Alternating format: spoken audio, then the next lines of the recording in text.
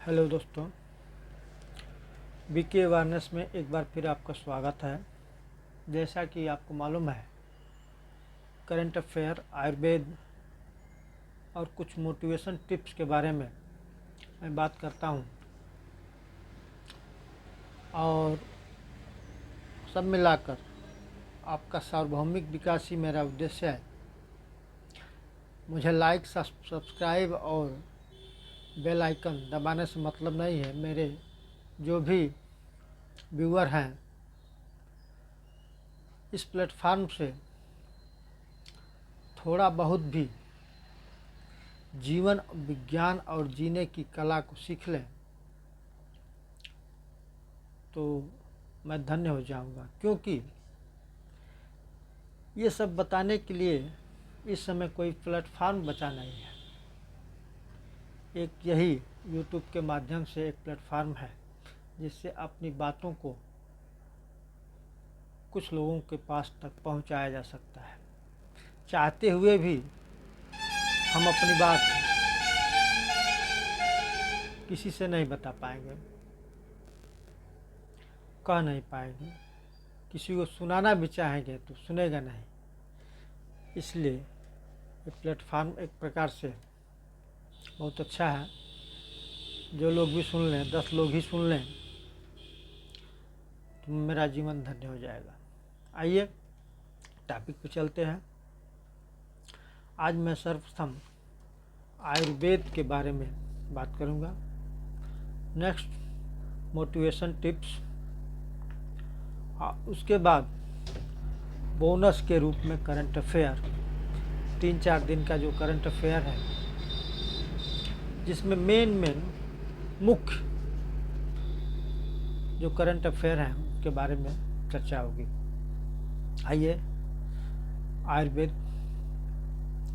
आयुर्वेद में अगले वीडियो में मैं आपको बात के बारे में संक्षिप्त वर्णन कर चुका हूँ। आज पित्त और कफ के बारे में बात होगी।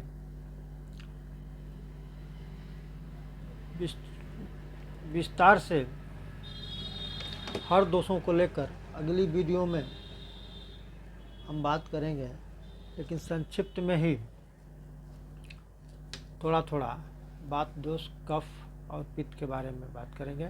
आइए पित्त के बारे में जानते हैं। पित्त दोष अग्नि और जल, इन दो तत्वों से मिलकर बना हुआ है। पित्त शब्द का संस्कृत में तप शब्द आया है पित्त के लिए, जिसका मतलब है कि शरीर में जो तत्व गर्मी उत्पन्न करता है वही पित्त है। यह शरीर में उत्पन्न होने वाले एंजाइम और हार्मोन को नियंत्रित करता है। आम भाषा में इसे समझे तो हम जो कुछ भी खाते हैं, पीते हैं या सांस द्वारा जो हवा के अंदर लेते हैं, उन्हें खून, हड्डी, मज्जा, मलमूत्र आदि में परिवर्तित करने का काम पित्त का ही है। इसके अलावा जो मानसिक कार्य हैं, जैसे कि बुद्धि, साहस, खुशी, गम आदि का संचालन भी पित्त के माध्यम से ही होता है। पित्त के कमी से मतलब कि आपकी पाचक अग्नि में कमी। अगर शरीर में पित्त दोष ठीक अवस्था में नहीं है तो इसका सीधा सा मतलब है कि आपके पाचन तंत्र में गड़बड़ी है। ऐसे लोगों को कब्ज से जुड़ी समस्याएं ज़्यादा होती है। जिस व्यक्ति के शरीर में पित्त दोष ज़्यादा होता है वो पित्त प्रकृति वाला कहलाता है। पित्त का स्थान शरीर में कहाँ कहाँ है, आइए समझते हैं। शरीर में पित्त का सूक्ष्म स्थान पेट और छोटी आंत है। इसके अलावा छाती व नाभ के मध्य का भाग, लिम्फ नोड्स, खून, पाचन तंत्र, मूत्र संस्थान में भी सूक्ष्म रूप से पित्त का निवास स्थान है। पित्त का आपके शरीर पर, स्वास्थ्य पर क्या प्रभाव पड़ता है, आइए इसके बारे में थोड़ी सी चर्चा कर लें। बात की तरह पित्त दोष का भी शरीर के स्वास्थ्य और स्वभाव पर प्रभाव पड़ता है। पित्त का मुख्य गुण अग्नि यानी हीट। पित्त के संतुलन होने से पेट और आंत से जुड़ी गतिविधियां ठीक तरह से होती हैं।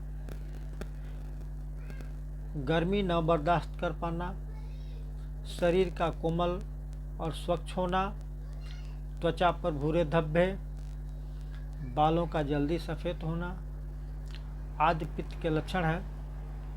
इसका एक गुण तरल भी है।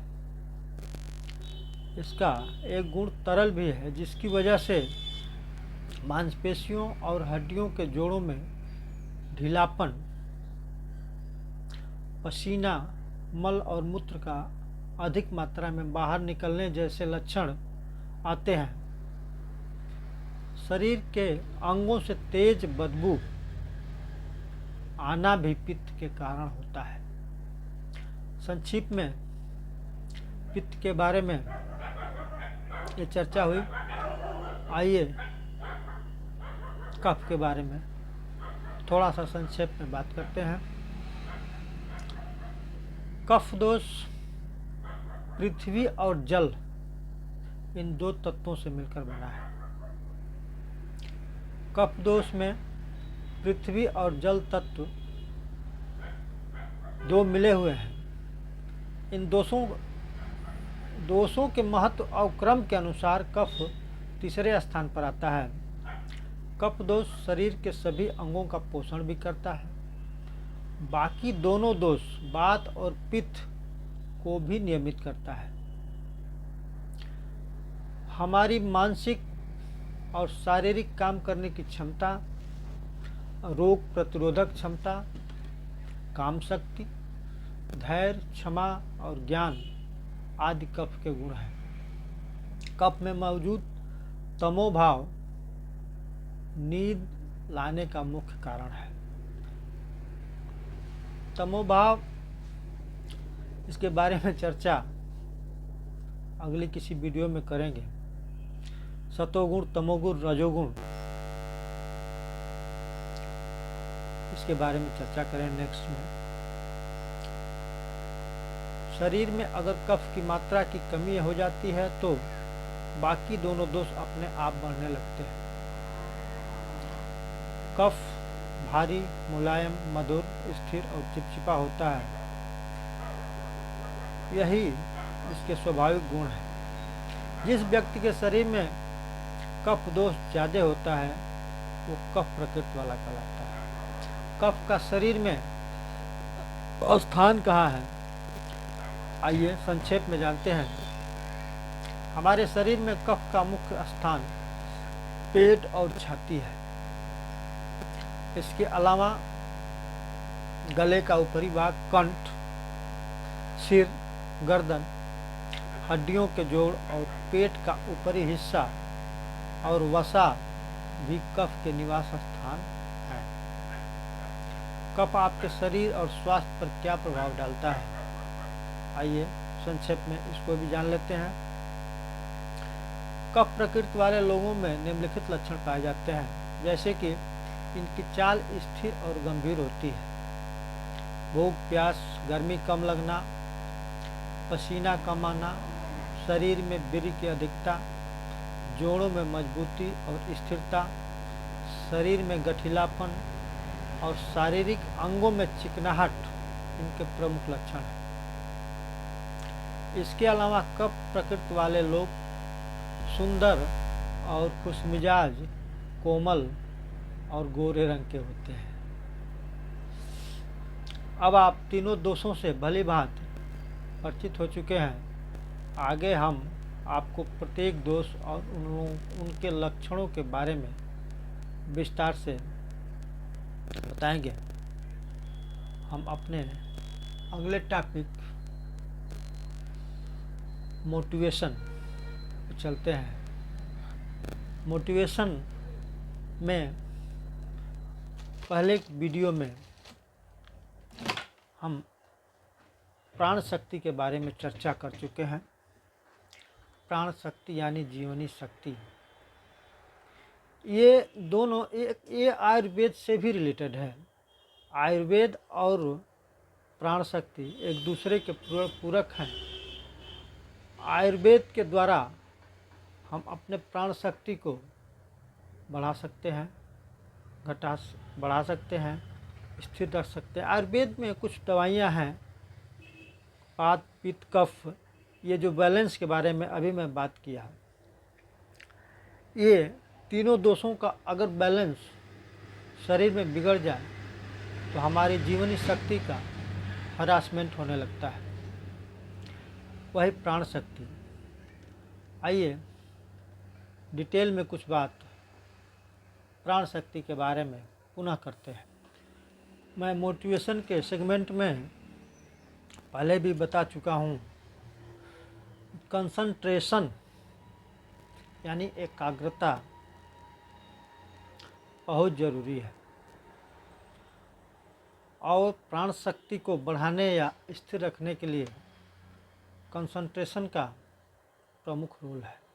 मैं इसलिए शुरू से ही कंसंट्रेशन पे जोर दे रहा हूँ। कंसंट्रेशन कैसे लाएं? इसे प्राण शक्ति को बढ़ाने के लिए कई साधन, कुछ टिप्स मैं आपको दिया। आज भी मैं थोड़ा बहुत चर्चा प्राण शक्ति के बारे में ही करूँगा।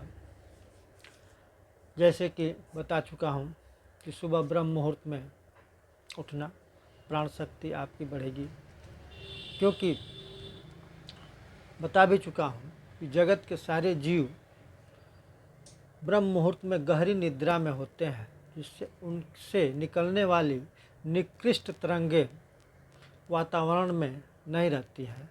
उस समय ब्रह्म ऋषि या साधु संत ध्यान उपासना में लीन रहते हैं, उनसे अच्छी तरंगें वातावरण में व्याप्त रहती है। उसका लाभ हमें ब्रह्म मुहूर्त में उठने से मिलता है, जिससे हमारी जीवनी शक्ति या प्राण शक्ति को बढ़ने में मदद मिलती है।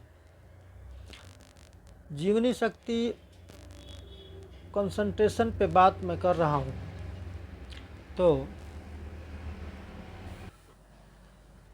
हाँ, अभी बात कर रहा था प्राण शक्ति के बारे में,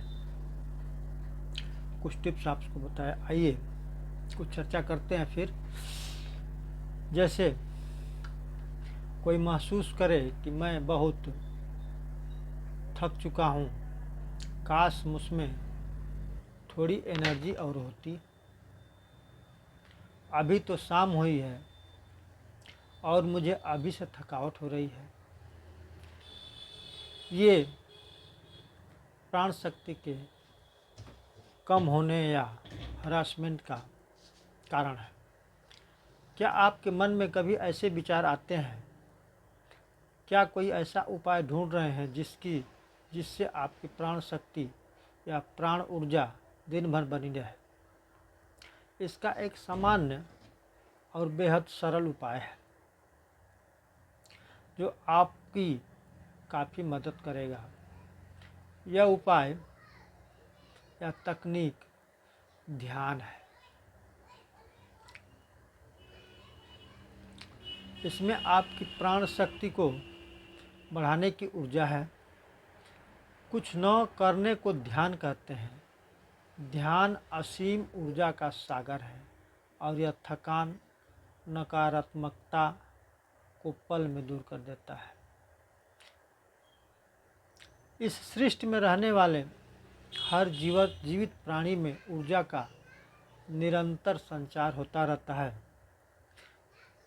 आइए इस ऊर्जा को ही हम प्राण शक्ति कहते हैं। इसके मुख्य रूप से 4 स्रोत हैं जिससे हमें ऊर्जा प्राण शक्ति के रूप में मिलती है या प्राण शक्ति को बढ़ाती है।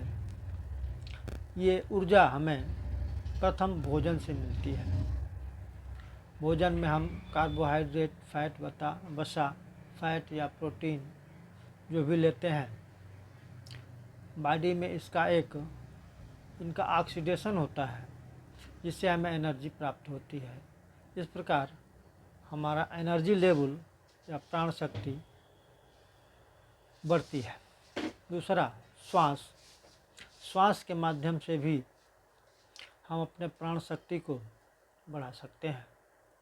श्वास लेने की कई विधाएं हैं, जैसे अनुलोम विलोम प्राणायाम आदि, जिससे श्वास से हम अपने प्राण शक्ति को संतुलित या बढ़ा सकते हैं।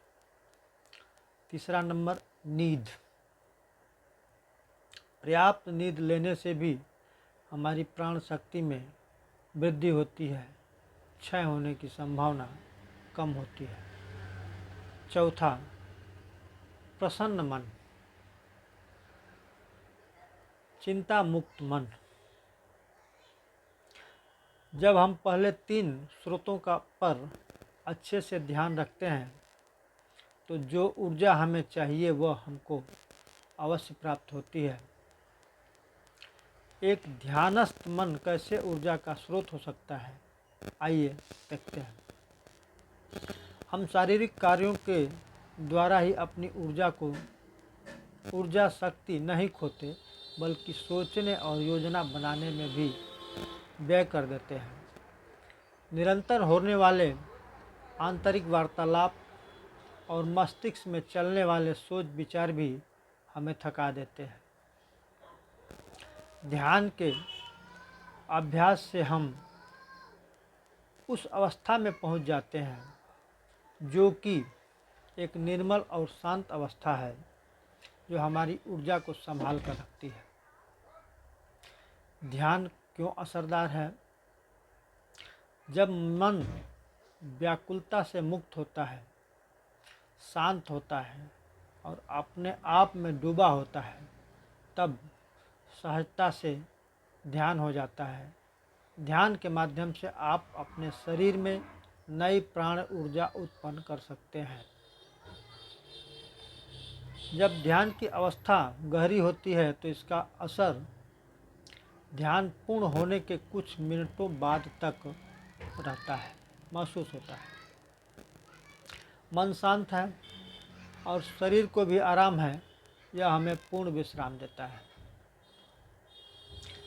ध्यान के समय हमारी ऑक्सीजन लेने की मात्रा में कमी आती है। ऐसा होने पर ध्यान के समय हम कुछ पलों के लिए गहन विश्राम में चले जाते हैं। ऐसा विश्राम जो कि हमें 6 या 8 घंटे की नींद के बराबर प्राप्त होता है। हालांकि ध्यान नींद का विकल्प नहीं है। ध्यान के नियमित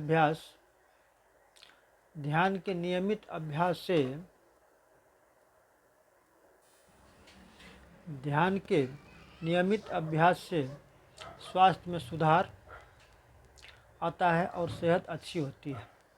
चेतना में तीक्ष्णता आती है और अच्छे ध्यान से आप हमेशा ऊर्जावान रहते हैं। ध्यान कैसे करें? वह व्यक्ति जो नियमित ध्यान करता है वो ध्यान की गहराई को अच्छे से अनुभव कर सकता है। जो ध्यान करना सीखना चाहते हैं उनके लिए यह बहुत आसान है। चाहे आप कितने भी व्यस्त क्यों न हो, लेकिन उस व्यस्तता में से 20 मिनट ध्यान के लिए अवश्य निकालें। ध्यान से पहले थोड़ा व्यायाम जरूर करें, इससे आप आसानी से ध्यान कर पाएंगे।